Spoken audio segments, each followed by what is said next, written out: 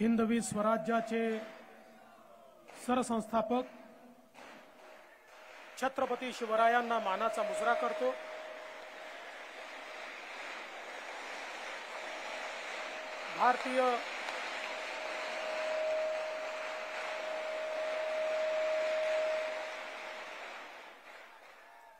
भारतीय राज्यघटनेचे शिल्पकार भारतरत्न डॉक्टर बाबासाहेब आंबेडकर यांना मानवंदना अर्पित करतो।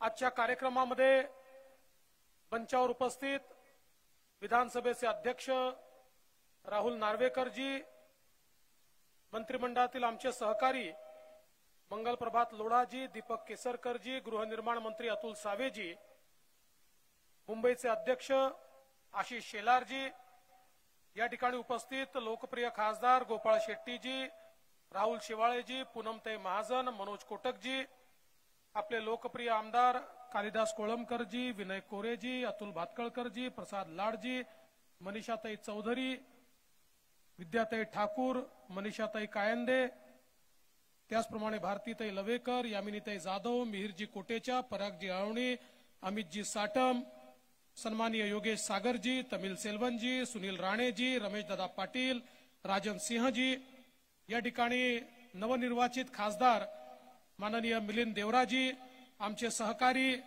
बाळा नांदगावकरजी, नितीन सरदेसाईजी, यशवंत जाधवजी, चित्राताई वाघ, विद्याधरजी अनासकर, संजयजी उपाध्याय, सिद्धार्थजी कांबळे, मधु चव्हाणजी, प्रकाश दरेकरजी, शिवाजीराव नलावडेजी, राजेश शिरवाडकरजी, गृहनिर्माण विभागाचे सर्व अधिकारी आणि ज्यांच्यामुळे हा कार्यक्रम या ठिकाणी आयोजित झाला। आणि मी जर असं म्हणालो तर अतिशयोक्ती होणार नाही, मुंबईचे गृहनिर्माणाचे प्रश्न ज्यांच्यामुळे मला समजले ते भाजपचे विधान परिषदेतील गटनेते आमदार प्रवीण दरेकरजी, या ठिकाणी उपस्थित सर्व भगिनी आणि बंधूंनो, आज खरं म्हणजे धन्यवाद देवेंद्रजी, या कार्यक्रमाकरता मला ज्यावेळेस बोलवलं त्यावेळेस मी प्रवीणजींना, आशिषजींना सांगितलं की मी सत्कार घेत नाही, काम करणं हे आपलं कर्तव्य आहे आणि कर्तव्य बजावल्याबद्दल सत्कार घ्यायचा नसतो। पण त्यांनी मला आग्रह केला की हा केवळ सत्कार नाहीये, तर या ठिकाणी ज्यांच्याकरता आपण काम करतो त्यांच्याशी संवाद आहे, त्यांच्या आशा आकांक्षा अपेक्षा काय आहेत हे तुमच्यापर्यंत पोहोचवण्याचं माध्यम हा कार्यक्रम आहे। आणि म्हणून या कार्यक्रमाला तुम्ही आलं पाहिजे आणि मी तो स्वीकारला। म्हणून सर्वप्रथम मी या कार्यक्रमाकरता मला बोलवल्याबद्दल मंचावरच्या सगळ्यांचे आभार तर मानतोच, पण आपल्या सगळ्यांचे आभार मानतो, कारण हे जे काही निर्णय आम्ही घेऊ शकलो ते केवळ आणि केवळ आपल्यामुळे घेऊ शकलो। खरं तर मगाशी गृहनिर्माण मंत्र्यांनी उल्लेख केला की ज्यावेळी मुंबईच्या विविध प्रश्नांचा आणि गृहनिर्माणच्या प्रश्नांचे आम्ही अभ्यास केला, प्रवीण भाऊंसोबत 2019 साली अनेक बैठका आम्ही केल्या आणि मुंबईतला मराठी माणूस स्वतःचं घर का मिळवू शकत नाही, त्याला त्या ठिकाणी आपलं हक्काचं घर का मिळत नाही, काय काय अडचणी त्याच्यामध्ये आहेत याचा अभ्यास केल्यानंतर त्याच्यावर एक सविस्तर अशा प्रकारचा शासन निर्णय 2019 साली आपण घेतला। अतिशय क्रांतिकारी निर्णय होता आणि त्याची अंमलबजावणी सुरू केली। दुर्दैवाने 2019 सालच्या निवडणुकीनंतर आपलं सरकार गेलं आणि ज्यांनी वारंवार आम्ही मुंबईकरांकरता आहोत, मराठी माणसाकरता आहोत, मराठी माणसाकरता आम्ही लढतो, अशा प्रकारच्या वल्गना केल्या, त्यांचं राज्य आल्यानंतर 2019चा हा सगळा शासन निर्णय त्यांनी गुंडाळून बाजूला ठेवला आणि पुन्हा एकदा 100% बिल्डर धार्जिण धोरण या महाराष्ट्रामध्ये आणलं आणि सामान्य मराठी माणसाचं, गरीब माणसाचं जे घराचं स्वप्न आहे हे स्वप्न त्या ठिकाणी कुठेतरी गुंडाळून ठेवण्याचं काम त्यांनी केलं. आपल्या आशीर्वादाने माननीय शिंदे साहेबांच्या नेतृत्वात पुन्हा एकदा आपलं सरकार आलं आणि हे सरकार आल्यानंतर मला आठवतं की या संदर्भात पुन्हा आपण काम सुरू केलं आणि सगळ्या मुंबईतल्या, ठाण्यातल्या, MMR रिजन मधल्या, महाराष्ट्रातल्या गृहनिर्माण संस्थांची परिषद ही त्या ठिकाणी प्रवीण भाऊंनी घेतली.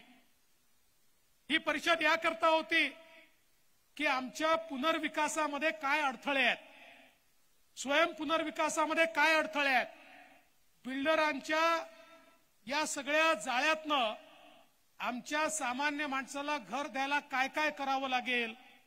दिवसभराची परिषद झाली आणि ही परिषद झाल्यानंतर मला ज्यावेळी समारोपाला बोलवण्यात आलं त्यावेळी माझ्या समोर एकूण 16 मागण्या ठेवण्यात आल्या. मला सांगण्यात आलं या 16 मागण्या सगळ्या गृहनिर्माण संस्थांच्या आहेत.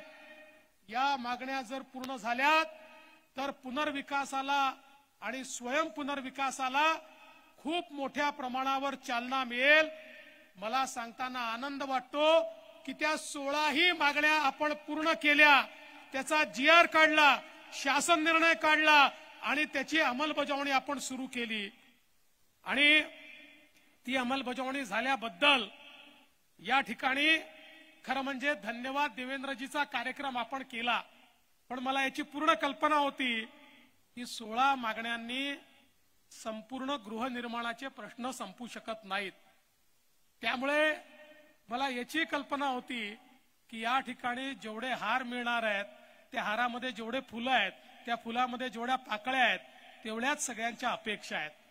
आणि काल आमच्या प्रवीण दरेकरजींनी, प्रसादनी, आशिषजींनी, आमच्या सगळ्या मंत्री महोदयांनी माझी भेट घेऊन नव्याने 35 मागण्यांचं एक डेलिगेशन मला दिलं आणि सांगितलं 16 मागण्या तर साहेब फार चांगल्या झाल्या, पण आता या 35 मागण्या आहेत.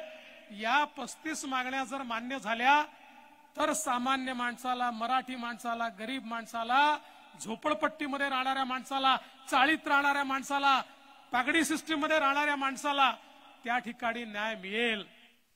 मी आजच या मंचाला आश्वस्त करतो की या ज्या 35 मागण्या तुम्ही दिलेल्या आहेत त्यातल्या जवळपास 8 मागण्या या तर आजच मंजूर करण्यासारख्या आहेत.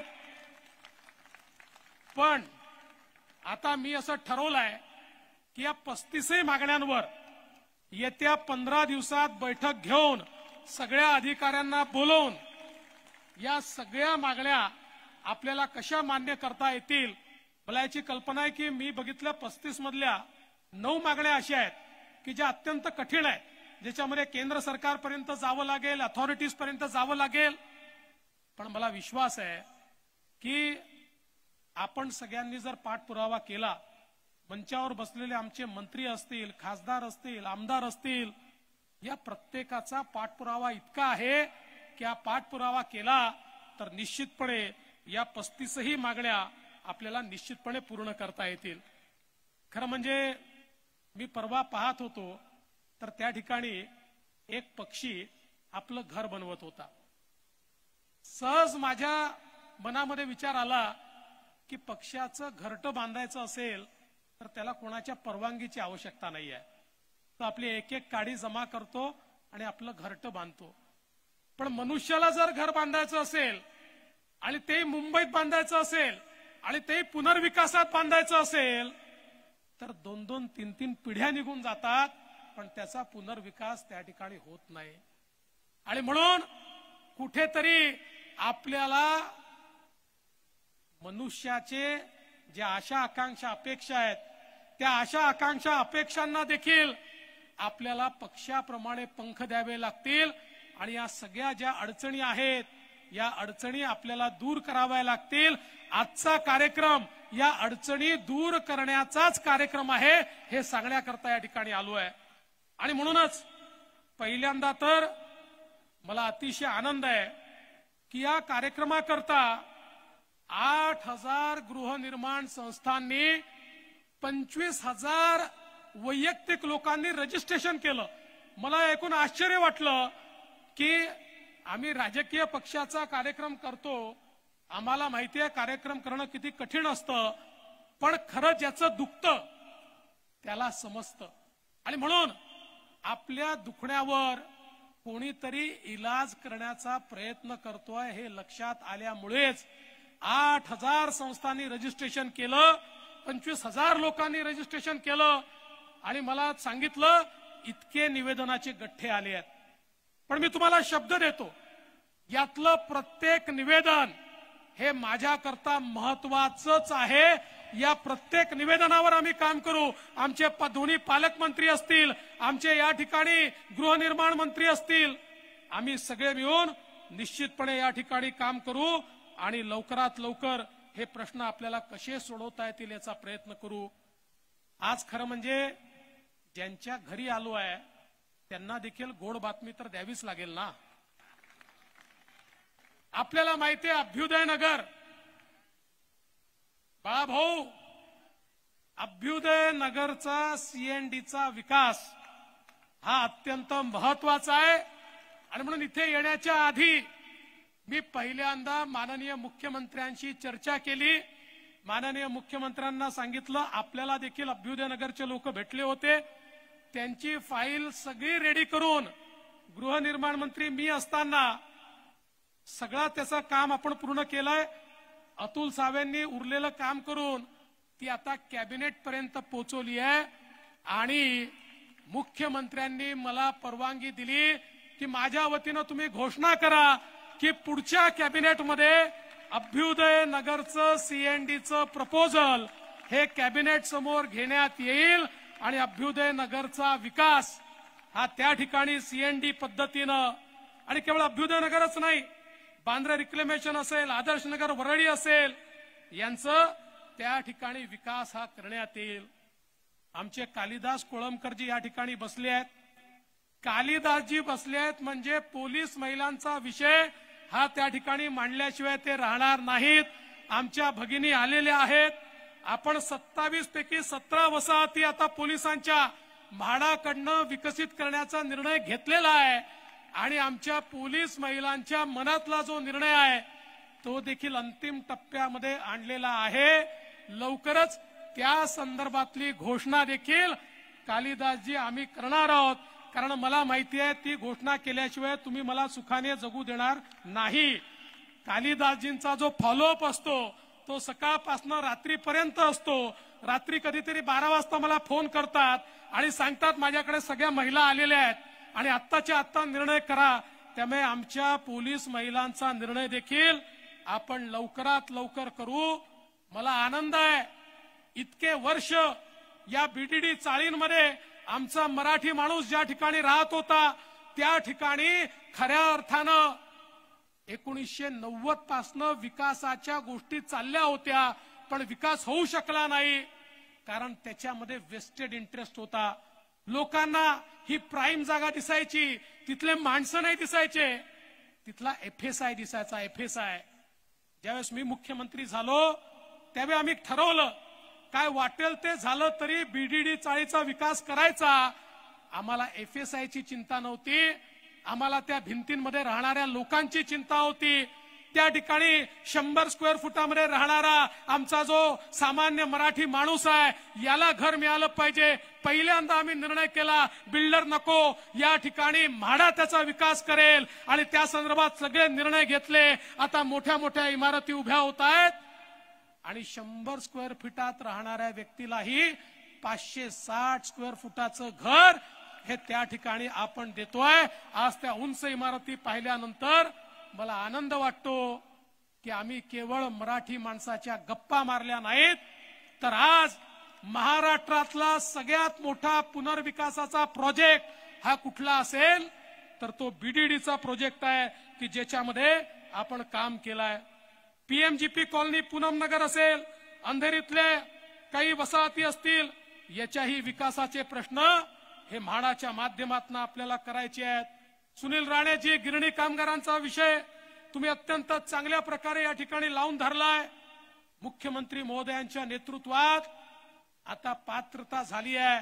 आता त्यांचं घरांचं स्वप्न पूर्ण करण्याकरता आपण अतिशय गतीने या ठिकाणी काम सुरू केलं आहे।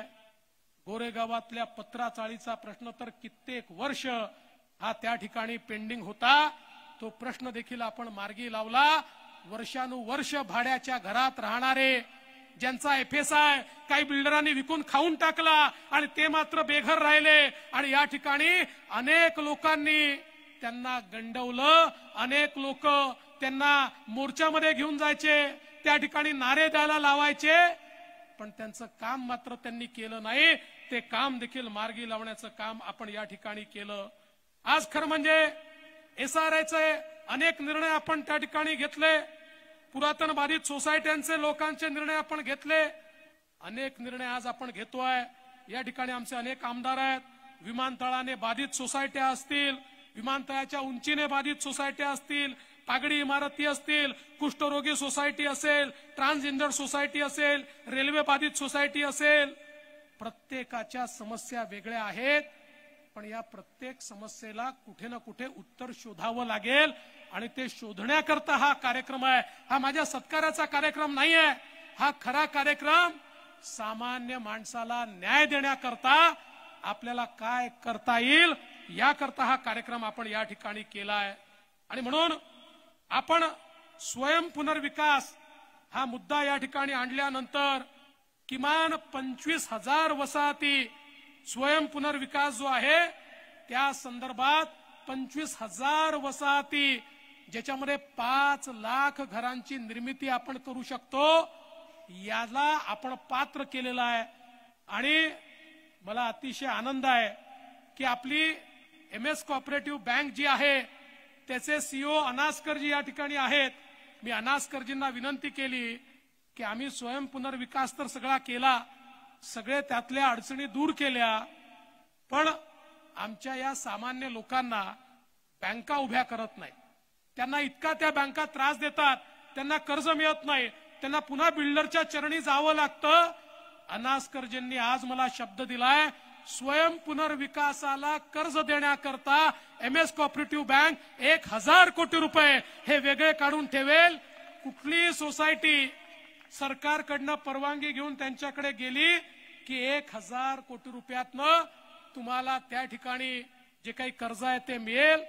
आमच्या म्हणजे मी या ठिकाणी खरं तर प्रवीण दरेकरांचं याकरताही अभिनंदन करेल की एमएस कोऑपरेटिव्ह असेल किंवा त्यांची मुंबई बँक असेल, यांना सोसायट्यांना अशा प्रकारे कर्ज देण्याचा अधिकारच नव्हता। प्रवीण भाऊ माझ्या मागे लागले, आम्ही आरबीआय मध्ये गेलो, आरबीआय गव्हर्नरला भेटलो, आरबीआय गव्हर्नरला आम्ही विनंती केली की मुंबई बँकेसारखी बँक, इथे तर शेतकरी नाही आहे, यांच्याकडे पैसा आहे, गृहनिर्माण संस्था या सहकारी आहेत, त्यांना ते पैसे देऊ शकतात, तुमच्या निर्णयामुळे त्यांना देता येत नाहीये। आणि आरबीआयने देखील तो निर्णय बदलला आणि त्यामुळे आज मोठ्या प्रमाणात आमच्या सोसायट्यांना त्या ठिकाणी जे काही कर्ज आहे ते कर्ज देखील देण्याचं काम आपण करू शकतो। आज अनेक गोष्टी या ठिकाणी सांगता येतील। एक छोटंसं या ठिकाणी आमच्या चारकोपच्या अभिलाषा सोसायटीचं उदाहरण आहे की ज्या ठिकाणी या स्वयं पुनर्विकासामुळे 290 चौरस फुटाच्या घरात राहणाऱ्या लोकांना 900 चौरस फुटाचं घर आता त्या ठिकाणी मिळत आहे। 4 मजले उभे देखील झालेले आहेत आणि आमच्या आमदार साहेबांनी त्याला खूप मदत या ठिकाणी केलेली आहे। आणि म्हणूनच हा सगळा जो खटाटोप आहे, हा मी असं म्हणत नाही की सगळे बिल्डर वाईट आहेत, चांगलं काम करणारे बिल्डर देखील आहेत, पण मोठ्या प्रमाणात फसवणूक देखील लोकांची झाली आहे। त्यामुळे लोकांना स्वाभिमानाने जगता आलं पाहिजे, लोकांना शाश्वती असली पाहिजे, दुसऱ्याच्या हातात मानगुट नाही।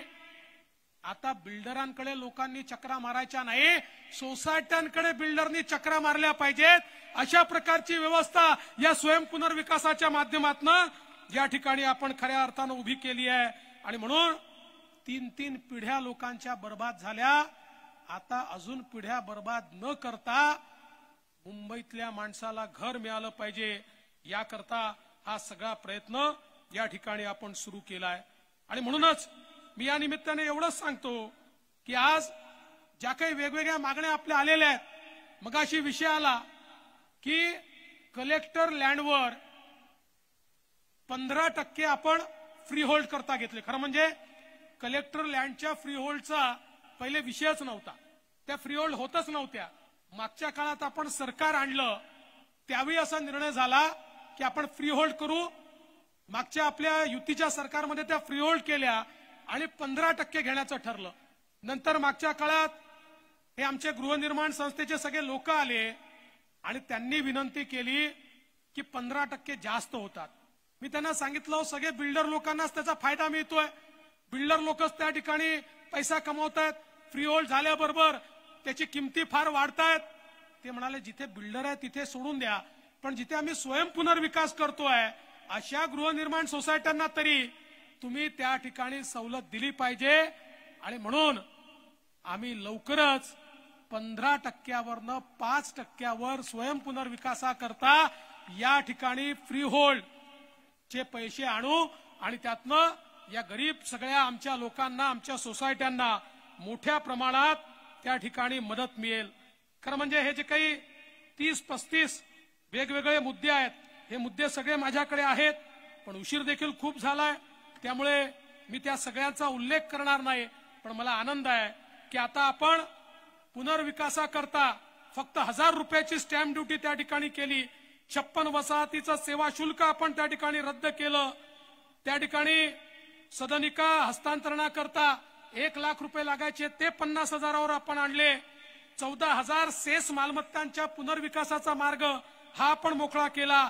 मावनी अभिहस्तांतरण प्रमाणपत्र, स्टॅम्प ऍडज्युडिकेशन नोंदणी, मालमत्ता पत्रकात नोंद 6 महिन्यापासून 3 वर्ष लागायचे, 1 महिन्यामध्ये ते करण्याच्या संदर्भात सगळी व्यवस्था आपण त्या ठिकाणी उभी केली. अनेक गोष्टी या ठिकाणी आहेत ज्या आपल्याला निश्चितपणे सांगता येतील.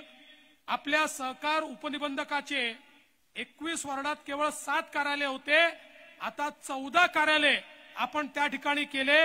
1000 चौरस फुटाची जागा त्या ठिकाणी दिली. त्यामुळे गृहनिर्माण सोसायट्या ज्या आहेत त्यांना आता चक्रा माराव्या लागणार नाहीत. त्यांच्या भागामध्येच त्यांना सहकाराचं कार्यालय हे त्या ठिकाणी मिळेल असा देखील विषय आपण केला. एक 9 मीटरचा विषय सातत्याने येतो, त्याही संदर्भात मी खुलासा करू इच्छितो. ही गोष्ट खरी आहे की अनेक सोसायट्या या 6 मीटरच्या रोडवर आहेत आणि त्यामुळे त्यांचा पुनर्विकास करताना अडचणी येतात. त्याही संदर्भात आम्ही मार्ग शोधून काढला आणि त्या सोसायट्यांना आता आम्ही सांगितलंय की त्यांनी पुनर्विकास करताना 1.5 मीटरचा सेटबॅक घेतला तर त्या ठिकाणी त्यांना पुनर्विकासामध्ये सर्व FSI उपलब्ध होईल, त्यांचा पुनर्विकास थांबणार नाही.